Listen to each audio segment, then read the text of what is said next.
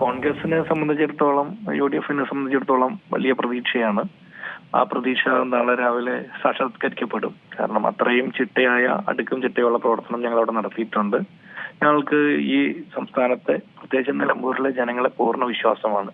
ഞങ്ങൾ കേരളത്തിലെ സംസ്ഥാന സർക്കാരിനെതിരായി നിരന്തരം നടത്തിയിട്ടുള്ള സമരങ്ങളും പ്രതിഷേധങ്ങളും പ്രചരണങ്ങളും വിജയം കാണുമെന്നാണ് ഞങ്ങളുടെ പ്രതീക്ഷ.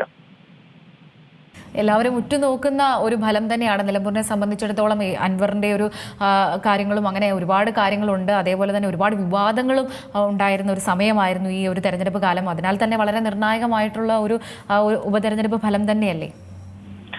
തീർച്ചയായിട്ടും ആര്യടൻ ഷൗക്കത്ത് എന്ത് തന്നെയായാലും ജയിക്കും. ഇപ്പൊ ഇന്ന് തന്നെ അൻവറിന്റെ പല മാധ്യമങ്ങൾക്ക് കൊടുത്തിട്ടുള്ള പല ബൈറ്റുകളിൽ പലതരം അഭിപ്രായമാണ് പറയുന്നത്. ഇപ്പോ നിലമ്പൂര് ബൈ ഇലക്ഷനുമായി ബന്ധപ്പെട്ട സമയത്തും അതിനു മുമ്പും ഒക്കെ അദ്ദേഹം പല സമയത്തും പല അഭിപ്രായമാണ്. അദ്ദേഹത്തിന് തന്നെ ഒരു സ്ഥിരതയില്ല. എന്തിനെ കുറിച്ചാണ്, എന്താണ് അദ്ദേഹത്തിന്റെ അഭിപ്രായം എന്ന് യാതൊരു വ്യക്തതയും ഇല്ലാതെയാണ് അദ്ദേഹം അഡ്രസ് ചെയ്തത്. പിന്നെ വിവാദങ്ങൾ എല്ലാ തെരഞ്ഞെടുപ്പിന്റെ സമയത്തും വിവാദങ്ങൾ നിരവധി ഉണ്ടാവാറുണ്ട്. വിവാദങ്ങളൊക്കെ വേറെ വഴിക്ക് പോകും. മാധ്യമങ്ങളിലെ ചർച്ചകളും വേറെ വഴിക്ക് പോകും. ജനങ്ങൾ കൃത്യമായിട്ട് സാഹചര്യം മനസ്സിലാക്കി വോട്ട് ചെയ്തിട്ടുണ്ട്. ഇതിനു മുമ്പത്തെ തെരഞ്ഞെടുപ്പിലും ഈ തെരഞ്ഞെടുപ്പിൽ ഈ ഉപതെരഞ്ഞെടുപ്പിലും കൃത്യമായിട്ട് ആ വോട്ട് ആര്യടൻ ഷൗക്കത്തിൽ നിന്ന് കിട്ടിയിട്ടുണ്ട്. എങ്ങനെയായിരിക്കും ഇത്? എല്ലാവരും പറയുന്നൊരു കാര്യമാണ് അൻവറിന്റെ വോട്ട് അല്ലെങ്കിൽ അൻവർ പിടിക്കുന്ന വോട്ട് ഒരു നിർണായക ഫാക്ടർ ആയിരിക്കും നിലമ്പൂരിൽ എന്ന് പറയുന്നുണ്ട്. എങ്ങനെയാണ് ഇതിനെ നോക്കിക്കാണുന്നത്? അല്ല, അൻവറിന് എത്ര വോട്ട് കിട്ടിയാലും ആ വോട്ടുകൾക്ക് ഒരു പ്രാധാന്യമുണ്ട്. ഇപ്പോ അൻവറിന് കിട്ടുന്ന വോട്ട് എന്തായാലും LDFിന് അനുകൂല വോട്ടായിരിക്കില്ല. കാരണം സംസ്ഥാന സർക്കാരിനോട് എതിർപ്പുള്ള വോട്ടുകൾ തന്നെയായിരിക്കും അൻവറിന് കിട്ടുന്നത്. ആ LDF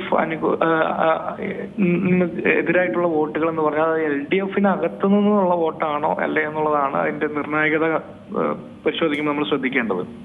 LDFിന് അകത്തുള്ള ആളുകൾ സംസ്ഥാന സർക്കാരിനെതിരായിട്ട് വോട്ട് ചെയ്യാൻ തീരുമാനിക്കുകയും അവർക്ക് കോൺഗ്രസിനോട് താല്പര്യമില്ലാതിരിക്കുക അല്ലെങ്കിൽ പ്രതിപക്ഷത്തേക്ക് താല്പര്യമില്ലാതിരിക്കുകയും രാഷ്ട്രീയമായിട്ട് CPMനൊപ്പം തന്നെ നിൽക്കുകയും ചെയ്യുന്ന ആളുകളാണെങ്കിൽ അവർക്ക് വോട്ട് ചെയ്യാനായിട്ട് ഒരാളെ കിട്ടി. അതാണ് അൻവർ.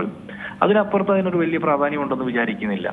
അല്ലാത്തൊരു സാഹചര്യം ആയിരുന്നെങ്കിൽ ഒരു പക്ഷേ ചിലപ്പോൾ അവര് എത്ര ബുദ്ധിമുട്ടി ആയാലും M സ്വരാജിന് തന്നെ വോട്ട് ചെയ്യേണ്ട ഒരു സാഹചര്യം ഉണ്ടായിരുന്നു. ഇപ്പൊ ആ സാഹചര്യമില്ല. അപ്പൊ അങ്ങനെ നോക്കുമ്പോഴായാലും UDFിന് അനുകൂലമാണ്.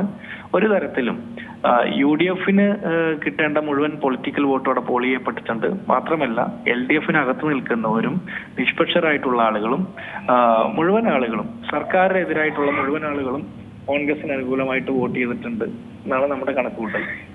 ഏറ്റവും പുതിയ വാർത്തകളും വിശേഷങ്ങളും വിരൽത്തുമ്പിലറിയാൻ സീ മലയാളം ന്യൂസ് എല്ലാ ഡിജിറ്റൽ പ്ലാറ്റ്ഫോമുകളിലും ലഭ്യം.